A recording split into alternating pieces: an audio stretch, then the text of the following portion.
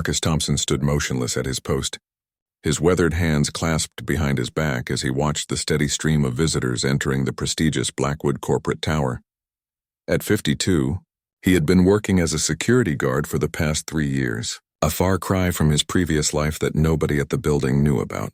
His colleagues saw him as the quiet, unremarkable man who rarely spoke unless spoken to, always punctual, always professional, but never particularly impressive. The morning sun cast long shadows across the marble lobby, as Marcus observed the usual parade of suited executives, chattering employees and important clients.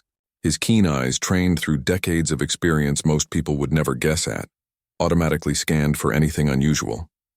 But to everyone else, he was just another aging security guard counting down the days to retirement. "There goes Silent Sam again," chuckled Brad, one of the younger guards, nudging his partner Derek as they watched Marcus from across the lobby. The nickname had stuck ever since Marcus started working there. He never joined their conversations about sports, never shared stories about his weekend, and never participated in the office gossip that seemed to fuel most workplace relationships. Derek shook his head with amusement. "I swear that guy's like a robot. Same position, same expression every single day. I bet he's never even held a real weapon. Probably couldn't hit the broadside of a barn if his life depended on it." The other security staff had developed an entire mythology around Marcus's perceived inadequacies. During their lunch breaks, they would often speculate about his background, usually concluding that he had probably been a mall cop or perhaps a school crossing guard before landing his current position. The consensus was that he had somehow fooled the hiring manager into thinking he was more capable than he actually was. Marcus heard every word, as he heard most things that happened around him, but he never reacted. He had learned long ago that sometimes the best camouflage was to let people underestimate you. In his previous life, that ability to blend into the background, to be overlooked and dismissed, had often been the difference between mission success and failure. Now, in this peaceful corporate environment, it simply made his days quieter and less complicated. The truth was that Marcus Thompson had served 15 years in the British Special Air Service, one of the world's most elite military units. He had been deployed to some of the most dangerous places on Earth, had participated in classified operations that would never be mentioned in any history books, and had skills that few people in the world possessed. His marksmanship abilities were legendary among those who knew, earning him commendations and respect from commanding officers who had seen the very best soldiers in action. But none of his current colleagues knew any of this. To them, he was just a man who had aged out of more demanding work and settled for a job that required little more than standing around and occasionally checking identification badges. They saw the gray hair, the quiet demeanor, and the simple uniform, and they made their assumptions accordingly. The Blackwood building housed several high-profile companies, including a major investment firm, a prestigious law practice, and the regional headquarters of an international technology corporation. The security requirements were more complex than most people realized, but the day-to-day routine rarely involved anything more dramatic than helping lost visitors find the right floor or dealing with the occasional delivery dispute. Marcus had taken the job after his military pension had proven insufficient to cover his modest living expenses and his daughter's college tuition. The work was honest, the pay was adequate, and most importantly, it was peaceful. After decades of high-stress situations where split-second decisions could mean life or death for himself and his team members, he found a certain comfort in the predictable routine of civilian security work. His shift supervisor, Janet Morrison, was one of the few people who treated him with basic professional respect. Though even she seemed to view him as somewhat of an enigma, she had noticed his exceptional attention to detail, his ability to remember faces and patterns, and his calm demeanor during the few minor incidents that had occurred during his tenure. However, she attributed these qualities to general life experience rather than any specialized training. The building's management company had recently implemented new security protocols following a series of break-ins at similar corporate facilities throughout the city. There had been talks of upgrading to more advanced security measures, possibly including armed guards for certain shifts, though nothing had been finalized yet. The existing security team had been required to undergo additional training sessions, during which Marcus's quiet competence had been noted, but not particularly celebrated. During one recent training exercise involving emergency procedures, Marcus had demonstrated an unusual level of tactical awareness that had caught the instructor's attention. When asked about his background, Marcus had simply mentioned some military experience and left it at that. The instructor, a former police officer, had sensed there was more to the story but hadn't pushed for details. The other guards, however, had interpreted Marcus's performance during training as nothing more than beginner's luck, or perhaps the result of watching too many action movies. Brad had even joked that Marcus had probably been a cook or a clerk during his military service if he had served at all. The idea that this quiet, unassuming man could have been involved in anything requiring real combat skills seemed absurd to them. As the morning progressed, Marcus continued his vigilant watch, his trained eyes automatically cataloging details that others would miss entirely. He noticed the nervous businessman who kept checking his watch, the delivery driver who seemed unfamiliar with the building's layout, and the woman in the expensive suit who had been observing the security desk from across the lobby for longer than seemed natural. None of these observations necessarily indicated problems, but Marcus's experience had taught him that awareness and preparation were the foundations of effective security.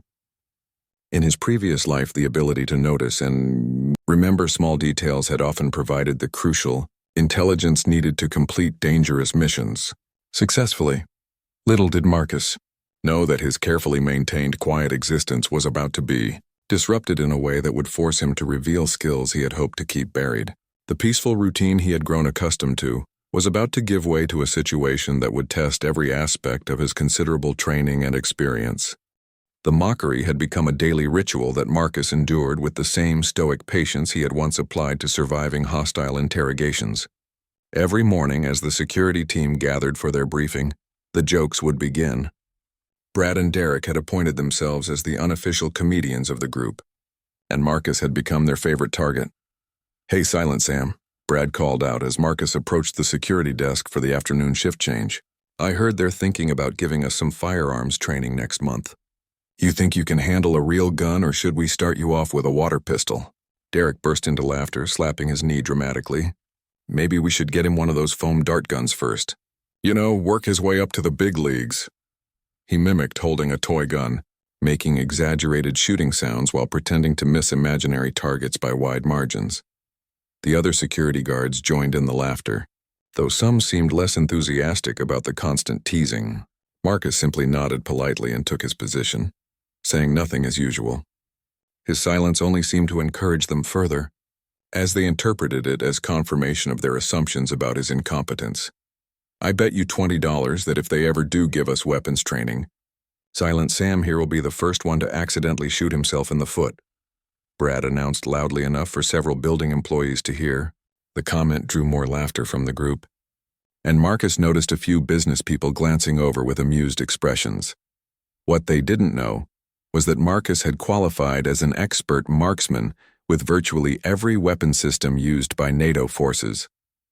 His military records, locked away in classified files, showed scores that had impressed even veteran instructors who had trained thousands of soldiers. He could field strip, clean, and reassemble most firearms blindfolded, and his accuracy scores had earned him selection for some of the most demanding sniper operations in SAS history. The harassment wasn't limited to comments about weapons handling. Over the months, his colleagues had developed an entire repertoire of jokes about his perceived shortcomings. They mocked his quiet demeanor, suggesting he was probably too scared to speak up because he didn't want anyone to discover how little he actually knew about security work. They made jokes about his age, implying that he was too old and slow to be effective in any real emergency situation. "Look at him," Derek whispered loudly to Brad during one particularly busy afternoon, "standing there like a statue. I bet if someone actually tried to rob this place, he'd just freeze up completely. Probably hasn't seen any real action in his entire life." Brad nodded in agreement. "Yeah, he's got that scared civilian look about him. You know the type. All nervous and jumpy inside but trying to act tough on the outside.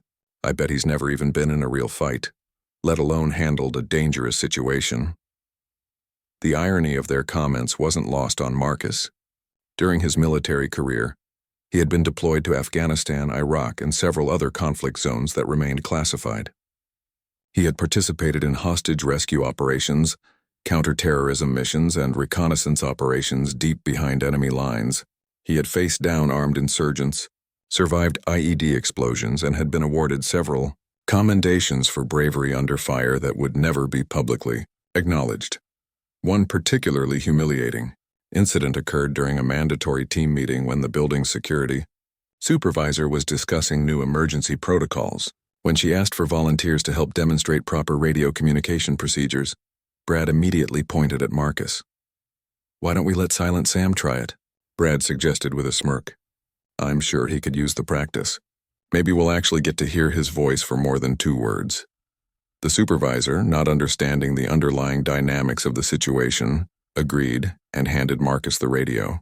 As he calmly and efficiently demonstrated the proper communication protocols, speaking clearly and using correct security terminology, his colleagues exchanged glances that suggested they were surprised he even knew the basic procedures. "Not bad for a beginner," Derek commented afterward, his tone suggesting that Marcus's competent performance was somehow unexpected and probably just the result of memorizing a script. The jokes extended beyond work hours as well. Marcus often overheard his colleagues talking in the employee parking garage, sharing stories about their weekend activities and making comments about how Silent Sam probably spent his free time watching security guard training videos or practicing how to check identification badges properly. What they couldn't have imagined was that Marcus spent his weekends maintaining the physical fitness routines that had been drilled into him during his military service. He still ran 5 miles every morning, still practiced martial arts techniques in his garage, and still maintained the mental discipline that had kept him alive during countless dangerous operations. The psychological toll of the constant mockery was something Marcus had learned to compartmentalize, just as he had learned to deal with the stress and trauma of combat operations. However, there were moments when the unfairness of the situation weighed on him more heavily than others. He had dedicated the best years of his life to serving his country, often in situations where failure would have meant death for himself and his fellow soldiers.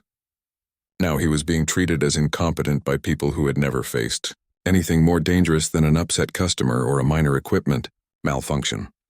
The most frustrating aspect was that he couldn't defend himself without revealing his background, and his military training had emphasized the importance of maintaining operational security, even after active service.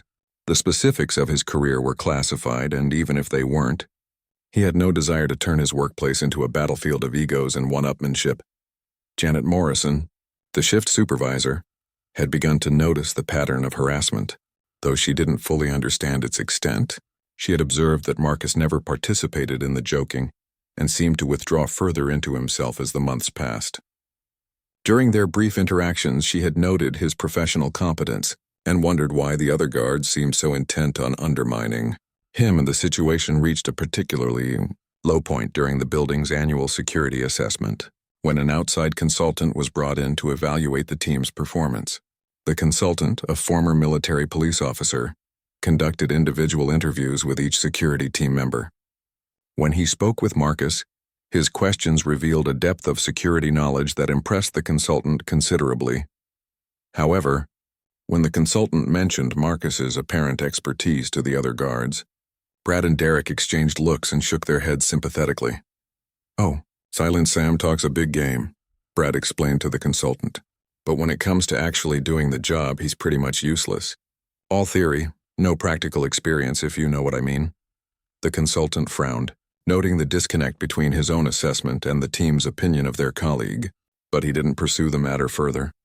As the weeks passed, the mockery continued to escalate, with some of the guards becoming bolder in their comments and more public in their ridicule. Marcus maintained his professional composure, but inside, he wondered how long he could continue to endure the situation without either walking away from the job he needed or doing something that would compromise the peaceful anonymity he had worked so hard to maintain. The morning of October 15th began like any other, with Marcus arriving at the Blackwood corporate tower 30 minutes before his shift officially started.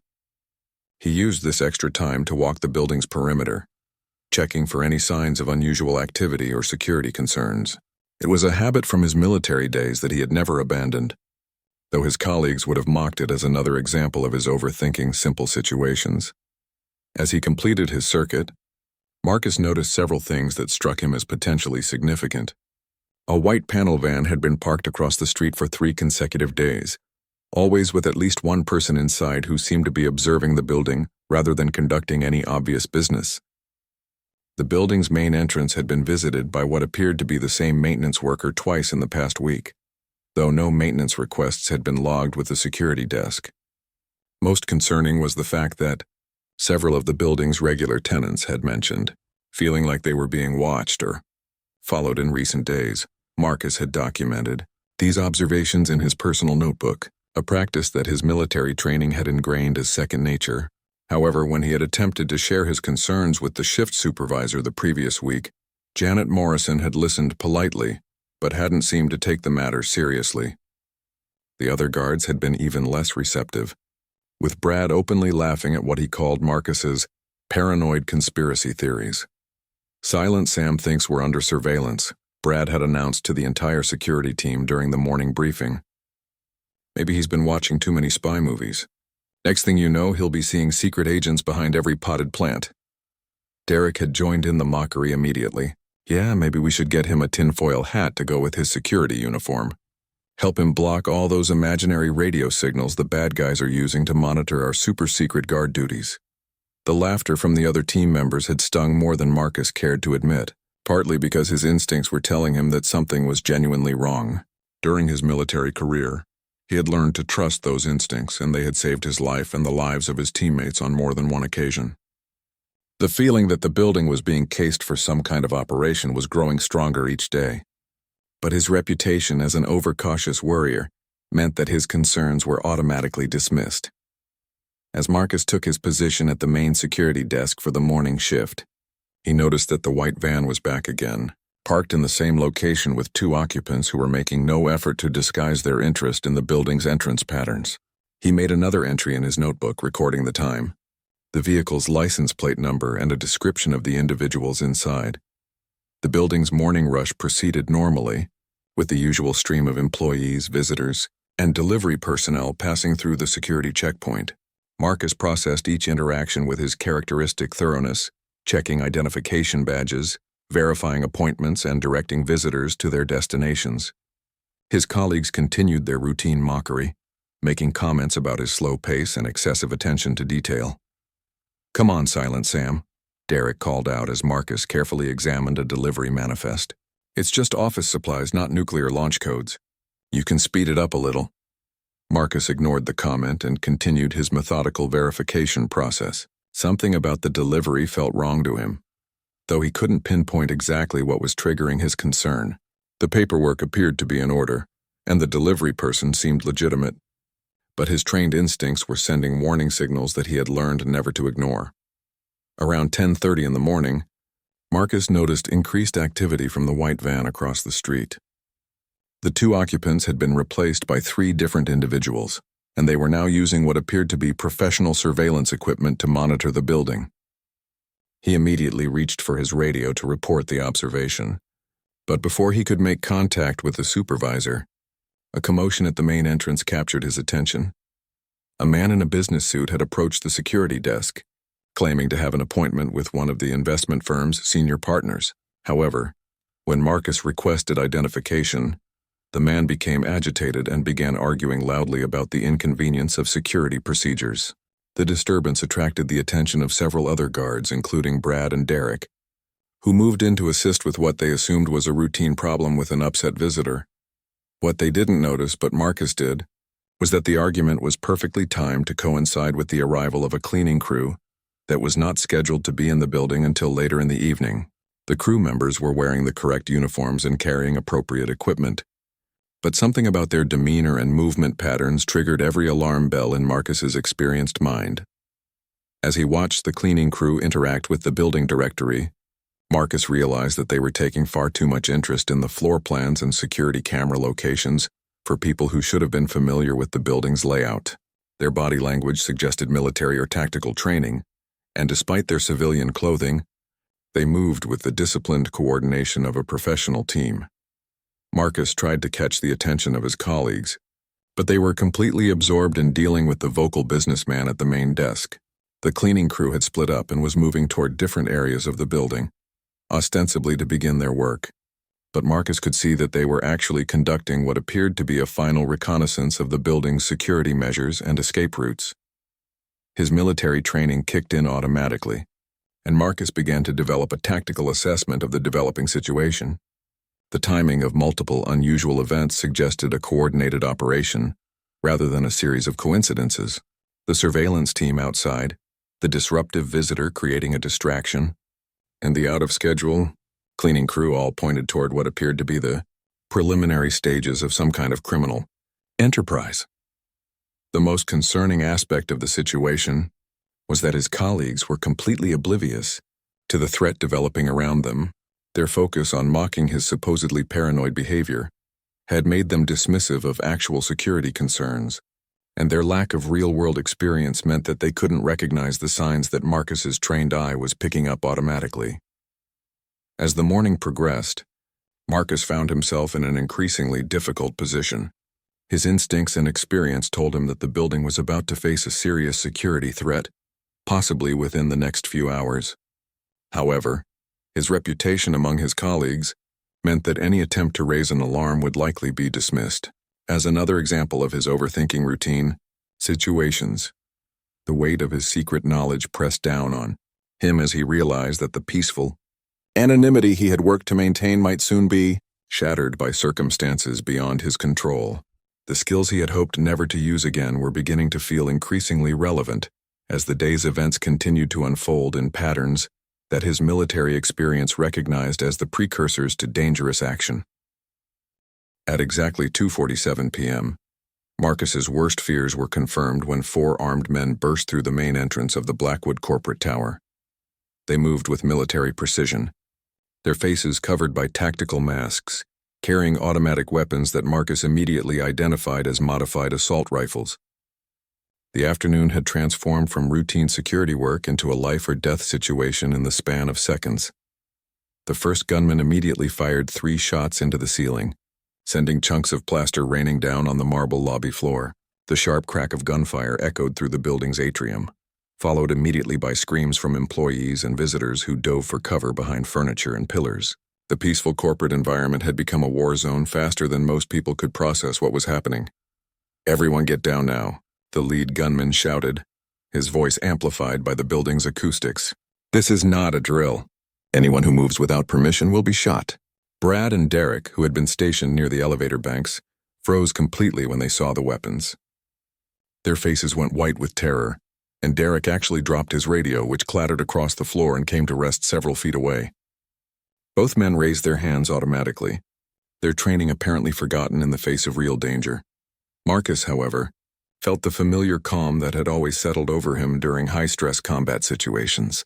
His mind immediately shifted into tactical mode, automatically cataloging the positions of the attackers, identifying potential cover points, and assessing escape routes for the civilians in the lobby. Years of training and experience had prepared him for exactly this type of scenario, though he had hoped never to use those skills again. The lead gunman was approximately 6 feet tall, wearing body armor beneath a dark jacket, and carrying what Marcus recognized as a modified AK-47 with an extended magazine. His movements suggested professional military training, and his positioning near the main entrance indicated a leadership role in the operation. The second gunman had moved to control the elevator bank, cutting off the primary escape route to the upper floors. The third had positioned himself near the stairwell access, while the fourth was moving toward the security desk where Marcus stood. "You there?" "Old man," the fourth gunman called out, pointing his weapon directly at Marcus. "Step away from that desk and put your hands where I can see them. Try anything heroic and you'll be the first to die." Marcus slowly raised his hands, but his mind was racing through tactical options. He could see that the gunmen were professionals, but they had made several small mistakes that his trained eye immediately detected. Their positioning, while effective for controlling the lobby, left them vulnerable to flanking maneuvers from someone with the right skills and knowledge of the building's layout. The lead gunman pulled out a tablet computer and began issuing orders to his team. "Phase 1 is complete. Lobby secured. Initiate building lockdown protocols and begin moving to primary targets. Remember, We need the executives alive until we get what we came for. Marcus realized that this wasn't a random robbery or terrorist attack. This was a sophisticated operation with specific objectives, likely involving corporate espionage or financial crimes targeting the investment firms housed in the building's upper floors. The level of planning and coordination suggested that these men had been preparing for weeks or possibly months. Brad, who was now trembling visibly, tried to speak up. "Look, we're just security guards. We don't have access to anything valuable. The real security systems are controlled from the basement level, and we don't even have the codes." The lead gunman looked at Brad with obvious contempt. "We know exactly what you have access to and what you don't. We've been watching this building for 3 weeks. We know your routines, your capabilities, and your limitations." He turned to address the group of terrified civilians. "If everyone follows instructions, this will be over quickly and nobody gets hurt." Derek had recovered enough to try asserting some authority, though his voice was shaking. "You need to know that this building has silent alarms connected directly to the police department. They'll be here any minute." The second gunman laughed coldly. "Your silent alarms were disabled 45 minutes ago by our tech team. Your radio communications have been jammed and your cell phone tower has been temporarily knocked offline. Nobody knows what's happening here and nobody's coming to help you." Marcus felt a familiar surge of anger at the helplessness of the situation, but he kept his expression neutral. During his military career, he had been trained to function in environments where backup was unavailable, and success depended entirely on individual skill and determination. The gunman's technological preparations were impressive, but they had made one crucial miscalculation by assuming that all the building's security personnel were as inexperienced as they appeared. The lead gunman was now studying the building directory, comparing it with information on his tablet. "Alpha Team will secure the investment offices on floors 12 through 15. Bravo Team takes the law firm on floors 8 through 11. Charlie Team handles the technology company on floors 16 through 18. Delta Team maintains lobby control and monitors our exit routes." As the gunmen detailed the operation structure, Marcus was mentally mapping their assault plan and identifying potential weaknesses.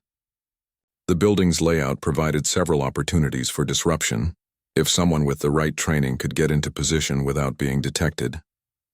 The gunmen's confidence was working against them, because they had clearly underestimated the opposition they might face from the building's security staff. "You four," the lead gunman said, gesturing toward the security guards, "will come with us to help with access codes and key cards. Try to run or cause trouble, and we start shooting civilians." Brad and Derek exchanged terrified glances, clearly overwhelmed by the situation. Janet Morrison, who had been in the security office when the attack began, emerged with her hands raised, her face pale but determined. She looked toward Marcus, and he could see in her eyes that she was hoping he might have some idea of how to handle the crisis. The fourth gunman approached Marcus directly, his weapon trained on Marcus's chest. "You look like you might be the smart one in this group. What's your name and how long have you been working here?" "Marcus Thompson," he replied calmly, his voice steady despite the circumstances. 3 years. 3 years should be long enough to know where everything is," the gunman said. "You're going to help us access the secure areas, and you're going to do it without causing any problems. Understand?" Marcus nodded slowly, but his mind was already working on a plan. The gunmen had made a fundamental error in tactical deployment by not properly securing their flanks and rear positions. More importantly, they had assumed that the building's security staff represented no significant threat to their operation. As the attackers began organizing their assault teams, Marcus realized that the moment of decision was rapidly approaching. He could continue to play the role of the helpless security guard, hope that the situation resolved itself without casualties, and maintain the peaceful anonymity he had worked so hard to preserve. Or he could draw upon 15 years of elite military training and do what he had been taught to do when innocent lives were at stake. The choice was about to be taken out of his hands when one of the civilians, a young woman from the technology company, tried to run toward the emergency exit. The second gunman immediately swung his weapon toward her, his finger moving toward the trigger as he prepared to fire. The moment the gunman's finger began to tighten on the trigger, Marcus moved with a speed and precision that stunned everyone in the lobby. In one fluid motion, he dove toward the security desk, grabbed the heavy metal stapler that had been sitting on the counter, and hurled it with devastating accuracy at the gunman's head. The improvised projectile struck the attacker just above his left temple, with enough force to knock him unconscious before he could fire his weapon. The lobby erupted into chaos as Marcus rolled behind the security desk for cover, but his movements were calculated and controlled. His years of SAS training had taught him to function efficiently in high-stress combat situations, and muscle memory was taking over where conscious thought might have hesitated. The element of surprise had given him a crucial advantage, but he knew it would only last for a few seconds. "What the hell?" the lead gunman shouted, spinning toward Marcus's position while trying to process what had just happened. How did that old man move so fast? Marcus was already in motion again, using his intimate knowledge of the building's layout to his advantage. He vaulted over the security desk with an agility that shocked his colleagues, who had never seen him display anything resembling athletic ability. During his sprint toward the stairwell access, he grabbed Derek's dropped radio with one hand, while simultaneously drawing the emergency fire axe from its wall, mounting with the other. The third gunman, who had been controlling the stairwell, tried to bring his weapon around to target Marcus, but he was unprepared for the speed and directness of the attack.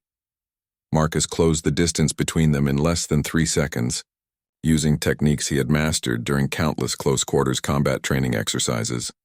The fire axe connected with the gunman's wrist in a precisely controlled strike that disarmed him without causing permanent injury. "Secure the civilians," Marcus shouted to his bewildered colleagues as he relieved the disabled gunman of his weapon. "Get them into the emergency shelter areas we practiced during the drills." Brad and Derek stood frozen, their mouths open in disbelief as they watched their quiet, supposedly incompetent colleague transform into what appeared to be a highly trained soldier. The man they had been mocking for months was moving with a professional competence that belonged in action movies, not in their mundane security guard reality. The lead gunman was now trying to coordinate his remaining team members while dealing with the unexpected resistance. Alpha and Bravo teams abort the upper floor operations and return to lobby immediately. "We have a problem down here." Marcus had positioned himself behind a marble pillar that provided excellent cover while giving him clear sight lines to the remaining attackers' positions. His military training automatically kicked in as he assessed the tactical situation, identifying weaknesses in their formation and planning his next moves. The weapon he had acquired was familiar to him, having used similar models during his service, and he checked its condition with practiced efficiency. "Janet," he called out to his supervisor, who was crouched behind the reception area with several civilians. "Use your master key to activate the building's emergency lockdown systems. Seal all elevator access and stairwell doors above the 3rd floor." Janet Morrison stared at him in amazement, but she moved immediately to comply with his instructions. During her years of working with Marcus, she had never heard him speak with such authority or demonstrate such comprehensive knowledge of the building's security systems. The lead gunman was becoming increasingly agitated as his carefully planned operation began to unravel. "Who the hell are you?" he shouted toward Marcus's position. "You're supposed to be a nobody security guard." "I used to be," Marcus replied calmly, his voice carrying clearly across the lobby. "But some things you never forget." The second gunman, who had recovered from his initial shock, was trying to flank Marcus's position by moving along the lobby's perimeter. However, Marcus had anticipated this maneuver and was already repositioning himself to maintain tactical advantage. His movements were economical and purposeful, each action calculated to maximize effectiveness while minimizing exposure to enemy fire. Derek finally found his voice, though it was barely above a whisper. "Silent Sam is a freaking ninja or something. How did we never know he could do any of this stuff?" Brad was equally stunned, watching as Marcus coordinated the civilian evacuation with the same calm efficiency he had always displayed during routine security duties. "I feel like an idiot for all those jokes we made about his combat abilities." The remaining 2 gunmen had taken cover positions near the main entrance, but they were clearly unprepared for the level of resistance they were encountering. Their original plan had assumed that the building's security staff would be easily intimidated and controlled, not that they would face someone with advanced combat training. Marcus used his radio to contact the building's emergency services coordinator. "This is Marcus Thompson in the main lobby. We have 4 armed intruders, 2 currently neutralized, 2 still active. All civilians on floors 1 through 3 need immediate evacuation to secure areas. Contact outside authorities and inform them we have the situation partially contained. The lead gunman was now speaking urgently into his own communication device. Control, this is Alpha Leader. We need immediate backup at the primary location. Encountered unexpected resistance from building security. Repeat, we need backup now. Marcus listened to the communication while planning his next move. The attacker's backup plan apparently involved additional team members who were currently positioned outside the building, which meant the situation was far from over. His military experience told him that he needed to neutralize the remaining threats quickly before reinforcements could arrive. Using hand signals that his colleagues didn't recognize but instinctively understood, Marcus coordinated with Janet and the other security staff to ensure that all civilians were moved to protected areas. His transformation from quiet guard to tactical leader was complete, and even in their shock, his colleagues found themselves following his directions without question. The second gunman made his move, attempting to rush Marcus's position while the lead attacker provided covering fire. However, Marcus had been tracking both men's movements and was ready for the assault. He stepped out from behind his cover with textbook precision, acquired his target in less than a second, and fired 2 controlled shots that dropped the attacker without killing him. The accuracy and speed of Marcus's response left the lead gunman stunned. The shots had been placed with surgical precision to disable rather than kill, demonstrating a level of marksmanship that spoke of extensive professional training. The lobby fell silent except for the groans of the wounded attackers and the distant sound of sirens that suggested outside help was finally approaching. "Last chance," Marcus called out to the remaining gunman, his voice steady and professional. "Drop your weapon and surrender. Your operation is over, your team is down, and you have nowhere to go." The lead gunman looked around the lobby, taking in the sight of his incapacitated teammates and the civilians who were now safely out of the line of fire. For the first time since the attack had begun, he seemed to realize that his carefully planned operation had been completely disrupted by a man his intelligence reports had dismissed as an aging, incompetent security guard. The lead gunman's surrender came not with defiant bravado, but with the grudging respect of one professional acknowledging another's superior skills. As he slowly placed his weapon on the ground and raised his hands, his eyes remained fixed on Marcus with a mixture of bewilderment and admiration. "I don't know who you really are," the attacker said quietly, "but you're definitely not just a security guard. My team has been planning this operation for 3 months. We studied every person in this building, including all the security staff. There was nothing in our intelligence that suggested anyone here could do what you just did." Marcus kept his weapon trained on the man while sirens grew louder outside. Intelligence is only as good as the people gathering it. Sometimes the most important information is what people choose not to share. Brad and Derek emerged from their hiding positions, their faces showing a complex mixture of awe, embarrassment, and confusion. The colleagues who had spent months mocking Marcus's abilities were now staring at him as if seeing a completely different person. The quiet, supposedly incompetent guard they had ridiculed had just single-handedly neutralized a professional assault team with the kind of precision and skill they had only seen in movies. "Marcus," Janet Morrison said softly as she approached his position, "I think we need to have a serious conversation about your background when this is all over." The lobby was now filled with police officers, paramedics, and federal agents who had responded to the emergency call. Marcus immediately identified himself to the responding officers and began providing a tactical briefing with the kind of detailed accuracy that impressed even the veteran law enforcement personnel. His description of the attacker's positions, weapons, and operational structure was delivered with military precision. Detective Sarah Chen, the lead investigator on the case, listened to Marcus's account with growing interest. "Mr. Thompson, your tactical awareness and response capabilities suggest extensive training. Would you mind sharing some details about your background?" Marcus hesitated for a moment, then nodded slowly. "I served 15 years with the British Special Air Service before retiring to civilian life. I took this job because I wanted something quiet and peaceful, not because I couldn't handle more demanding work." The detective's eyebrows rose significantly. "SAS, that explains quite a lot.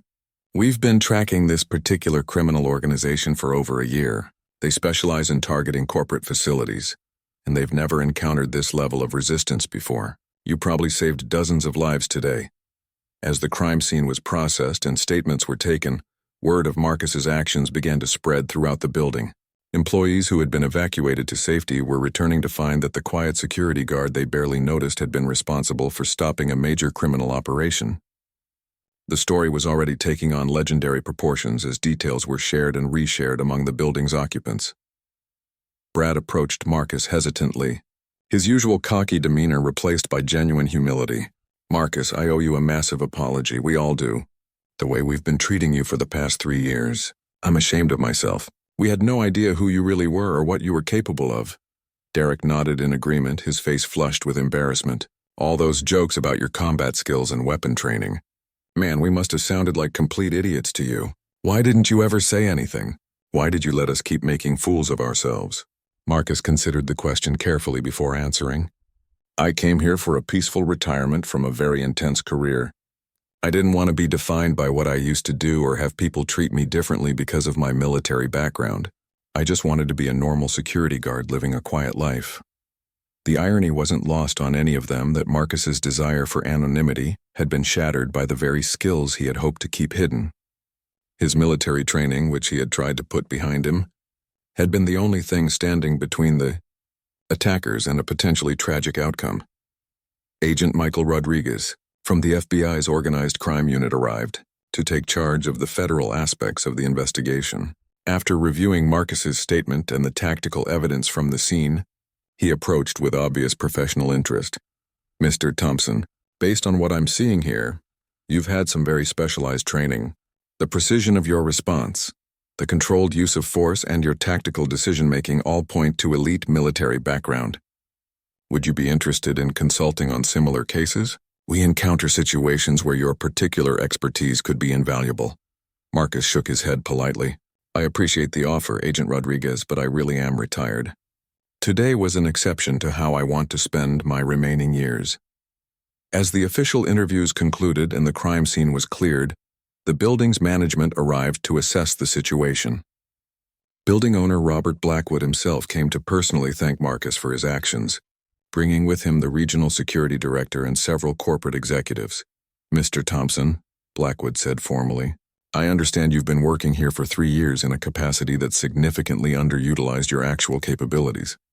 I'd like to discuss some changes to your position and compensation that better reflect your value to this organization." The gathering crowd of employees, colleagues, and building management created an impromptu celebration that Marcus found somewhat overwhelming. After years of deliberate anonymity, suddenly being the center of attention felt strange and uncomfortable. People who had never spoken to him before were now approaching with handshakes, congratulations, and requests to hear more details about his military career. Janet Morrison pulled him aside during a quiet moment. "Marcus, I have to ask, have there been other situations where your training might have been relevant? Times when you saw threats that the rest of us missed?" Marcus thought about the surveillance activities he had been documenting, the suspicious behavior patterns he had tried to report, and the security vulnerabilities he had identified but couldn't convince anyone to take seriously. "There have been a few instances where I noticed things that concerned me professionally, but given how my colleagues viewed my judgment, I learned to keep most observations to myself." The shift supervisor looked genuinely troubled. "We failed you, didn't we, all of us? We created an environment where you felt you couldn't share legitimate security concerns because we had decided you were overcautious and inexperienced. The weight of missed opportunities and dismissed warnings settled over the group as they realized how many potential problems might have been prevented if they had taken Marcus's professional expertise seriously from the beginning. The man they had systematically underestimated had been their most valuable asset all along, and they had been too blind to recognize it." As evening approached and the excitement began to die down, Marcus found himself reflecting on how dramatically his carefully constructed quiet life had changed in the space of a single afternoon. The peaceful anonymity he had worked so hard to maintain was gone forever, replaced by a reputation and level of attention that he wasn't sure he wanted, but could no longer avoid. 6 months after the incident that had changed everything, Marcus walked through the familiar halls of the Blackwood corporate tower. But his role and the way people treated him had transformed completely. The quiet security guard who had once been mocked and dismissed was now the building's director of security, overseeing a professional team that respected both his expertise and his leadership. The morning began with a security briefing in the renovated command center that had been built specifically to Marcus's specifications. The room featured state-of-the-art surveillance equipment, direct communication links with law enforcement agencies, and tactical planning capabilities that reflected lessons learned from the attack 6 months earlier. "Good morning, team," Marcus addressed the assembled security staff, which now included several former military personnel and experienced law enforcement officers. "Yesterday's threat assessment identified 3 potential areas of concern that we need to address during today's operations." Brad and Derek, who had remained with the security team despite the dramatic changes, listened attentively to every word. The dynamic between Marcus and his former tormentors had evolved into something approaching genuine friendship, built on mutual respect and their shared experience during the crisis. "Marcus," Brad said after the briefing concluded, "I wanted you to know that my brother's army unit is being deployed overseas next month. I told him about what happened here, and he said meeting someone with SAS experience would be invaluable for his preparation. Would you be willing to speak with him?" The request was typical of how people now viewed Marcus. Word of his background and his actions during the attack had spread far beyond the Blackwood building, creating a reputation that brought regular requests for consultation, advice, and assistance from various organizations and individuals. Marcus nodded thoughtfully. "Have him call me this evening. I'd be happy to share some insights that might help keep him and his teammates safe." The transformation in how his colleagues treated him went far beyond professional respect. They now sought his opinion on everything from personal security concerns to career advice, treating him as a mentor and authority figure rather than the overlooked older worker they had once dismissed. The jokes and mockery had been replaced by genuine admiration and a desire to learn from his experience. Janet Morrison, who had been promoted to assistant director under Marcus's new organizational structure, approached with the weekly security reports. "The federal investigation into that criminal organization is finally wrapping up. Agent Rodriguez called to say they've identified and arrested 17 members across 4 states, all based on intelligence gathered from our incident." The ripple effects of that October afternoon had extended far beyond the Blackwood building. The tactical intelligence Marcus had gathered during the brief engagement had proven invaluable to law enforcement agencies tracking the criminal network. His detailed observations and professional analysis had helped dismantle an organization that had been operating successfully for several years. "There's something else," Janet continued. "The building ownership group wants to implement your security protocols at their other properties. They're offering you a consulting contract that would make you responsible for security upgrades at 12 different facilities across 3 states. Marcus considered the opportunity, which represented the kind of career advancement he had never expected or particularly wanted. The peaceful retirement he had originally sought seemed to be permanently out of reach, replaced by opportunities and responsibilities that drew directly upon the military expertise he had tried to leave behind. Derek joined the conversation, carrying a newspaper that featured a follow-up article about the incident. "You made the security trade publications again. This article calls you a perfect example of how military veterans can transition their skills to protect civilian infrastructure. You're becoming famous in security circles." The article was part of an ongoing media interest in Marcus's story that he found both flattering and uncomfortable. Military publications, security industry journals, and even mainstream news outlets had featured stories about the silent guard who had turned out to be an elite soldier. The attention was the opposite of the anonymity he had originally valued, but he was learning to appreciate its positive aspects. Robert Blackwood himself arrived for his weekly security consultation, a practice that had begun immediately after the incident. The building owner had become personally invested in security improvements and relied heavily on Marcus's professional judgment for major decisions. "Marcus, I've been thinking about your suggestion regarding the integrated threat assessment system," Blackwood said. "The board has approved the budget for implementation across all our properties. When can you begin the installation planning?" The conversation represented a level of authority and influence that Marcus had never expected to achieve in civilian life. His military experience, which he had considered largely irrelevant to corporate security work, had proven to be exactly the expertise needed to address modern security challenges. As the day progressed, Marcus found himself reflecting on the unexpected path his life had taken. The attack that had forced him to reveal his background had ultimately led to opportunities and recognition that he found professionally satisfying. The quiet retirement he had planned had been replaced by meaningful work that utilized his skills and experience in ways that benefited others. The relationship with his colleagues had also evolved beyond his expectations. Brad, Derek, and the other security staff who had once mocked his perceived limitations now actively sought his mentorship and guidance. The mockery had been replaced by genuine relationships built on mutual respect and shared professional goals. During his afternoon rounds, Marcus encountered many of the building's employees who still thanked him for his actions 6 months earlier. The young woman whose life he had saved when she tried to run during the attack had become an advocate for veteran employment programs, frequently crediting Marcus with inspiring her awareness of the skills and experience that military personnel bring to civilian careers. "Mr. Thompson," she said when she saw him in the lobby, "I wanted you to know that our company just hired 3 more military veterans based partly on what we learned about the value of that experience from what you did here." These interactions reminded Marcus that his forced revelation had created positive impacts beyond his own career advancement. His story had become an example of how underestimating people based on superficial impressions could lead to missing valuable contributions and capabilities. Evening approached and Marcus prepared to end his shift. He realized that the peaceful anonymity he had once valued had been replaced by something more meaningful: the respect of his colleagues, the satisfaction of using his skills to protect others, and the opportunity to make a real difference in people's lives had proven more fulfilling than the quiet retirement he had originally planned. The man who had been mocked as silent, Sam had found his voice and his purpose in ways he never could have anticipated.